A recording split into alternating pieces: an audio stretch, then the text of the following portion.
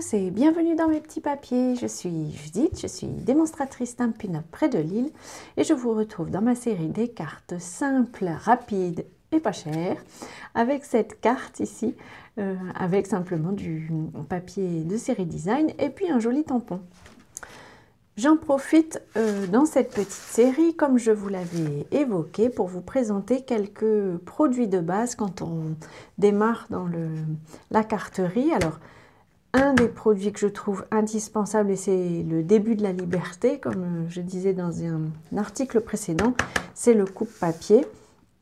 Alors ça, c'est celui de Stampin' Up qui permet de couper avec le curseur foncé et de plier avec le curseur clair. Du coup, on va faire nos découpes ensemble. Mon papier A4, je le pose comme ceci dans mon coupe-papier. Je le place à 14,85. En fait, le 0 est ici et les dimensions, les mesures vont vers la gauche. Je mesure donc à 14,85 cm, c'est la moitié de 29,7. Je coupe, puis je vais retourner ma carte dans ce sens-ci. Donc là, on a 21 cm et je vais le placer à 10 cm et demi et je vais marquer mon pli. Juste pour vous présenter un peu, vous faire le tour du propriétaire, si on peut dire, avec le coupe-papier. Quand vous avez des mesures qui sont plus grandes, le bras qui se trouve ici peut s'allonger. Ça vous permet d'aller jusqu'à 40 cm, donc ça laisse quand même un peu de marge. Et puis ce bras ici, moi j'ai acheté le bras en centimètres parce qu'à la base il était en pouces. Ça vous permet d'avoir aussi des mesures verticales.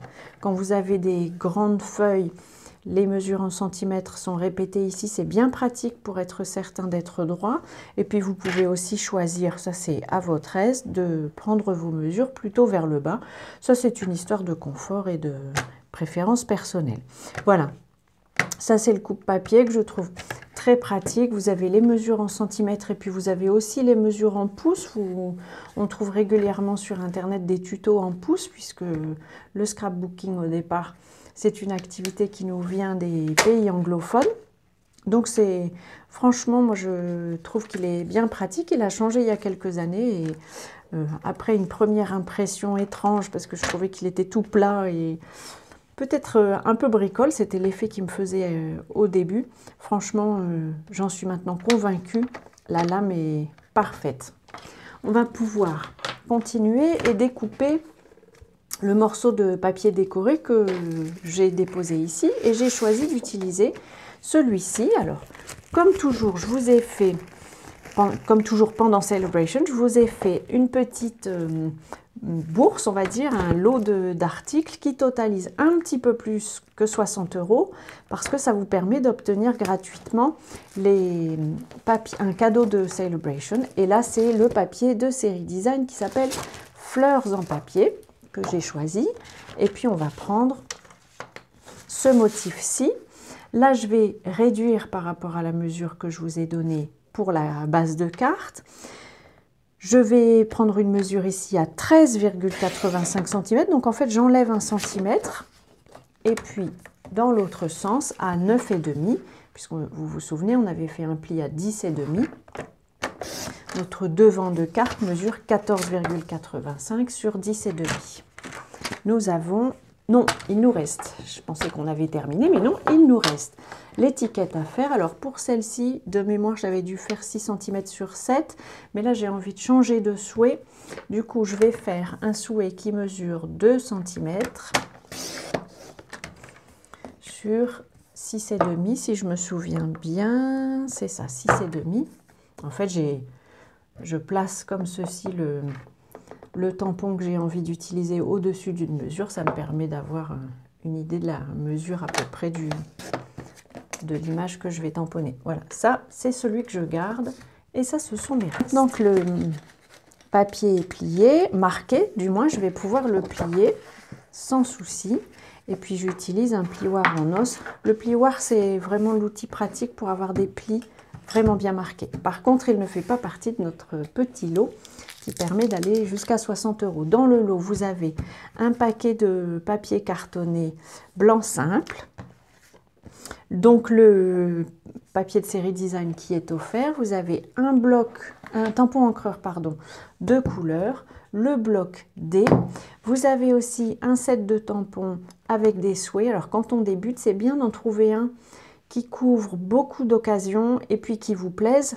Là, j'aime bien les polices de celui-là, mais il y en a d'autres qui sont un peu plus chers, mais qui permettent de couvrir vraiment toutes les occasions. Et puis, j'ai mis aussi dans le lot un jeu de doigts éponge, parce qu'on va ancrer les bords. Je trouve que, je ne sais pas ce que vous en pensez, mais ça fait un joli effet. Et cette fois-ci, on va ancrer toutes les parties que nous avons. Excusez-moi, ça grince. Et en fait, je tapote mon doigt éponge dans l'encreur et puis je le frotte comme ceci. Alors vous voyez, on a des effets, c'est pas forcément complètement régulier.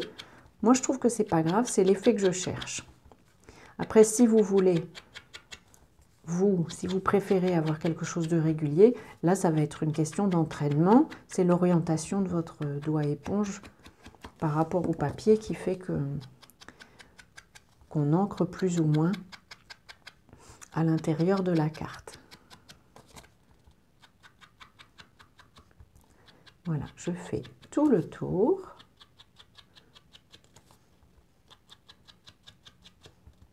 Vous retrouverez comme toujours la liste des fournitures, les mesures et le lien vers la boutique si vous souhaitez acheter certains articles. Tout ça se trouvera en bas de l'article si vous êtes sur mon site. Sinon, ça se trouve, le lien vers le site se trouvera dans la barre d'infos si vous êtes sur YouTube. Vous avez aussi sur YouTube le lien direct vers la boutique, vers le panier en fait qui contient tous les articles que je vous ai préparés. Sauf l'article Celebration, parce que comme ce n'est pas un article qui se vend, la technique ne me permet pas de le joindre dans le panier, mais vous retrouverez la référence sur mon blog. On va aussi ancrer l'étiquette qui va nous servir pour le souhait.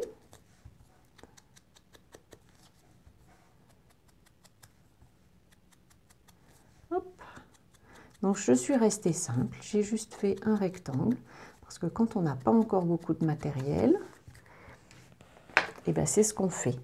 Après, on peut commencer à acheter des perforatrices, ça permet de faire de jolies étiquettes, mais on ne peut pas forcément le faire tout de suite.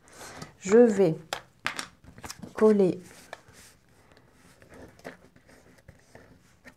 mon papier décoré sur ma base de carte. Alors, je ne vous ai pas mis les adhésifs comme souvent. D'abord parce que ça ne me permet pas d'arriver à 60 €, je dépasse un peu. Et puis parce que je me dis que vous avez peut-être déjà votre adhésif, mais je vous ferai prochainement une présentation des adhésifs. Je vais faire, si ça vous intéresse, un petit peu à la fois des présentations des articles de base, des fournitures de base, quand on démarre. Alors, je vais essayer de tamponner à peu près droit, sans me mettre devant vous. Ça me va. Je vais refermer mon encreur pour ne pas en mettre partout. Et puis, je vais jouer le jeu. Je vais le coller à nouveau avec du Stampin' Seal, même si j'aurais volontiers mis des mousses 3D. Mais comme c'est pas dans mon kit, eh ben, c'est tout. Je fais comme vous. Mais je trouve quand même, je ne sais pas ce que vous en pensez, que la carte est jolie. À l'intérieur, là j'ai mis il faut fêter ça, mais à l'intérieur, si on veut, je vais peut-être le faire, on pourrait rajouter un nom de plus ici en bas. C'est sympa aussi, je trouve, de rajouter un petit souhait supplémentaire à l'intérieur. J'essaye d'être droite aussi, ça me va aussi, c'est bien. Voilà, les deux cartes simples de cette semaine. J'espère qu'elles vous plaisent. Comme quoi, il ne faut pas forcément avoir beaucoup de matériel pour pouvoir commencer dans la carterie, puis envoyer ces cartes à ses proches, des cartes maison que personne d'autre n'aura. Voilà, j'espère que cette idée vous aura plu et vous aura donné envie de démarrer dans la carterie si vous ne l'avez pas encore fait.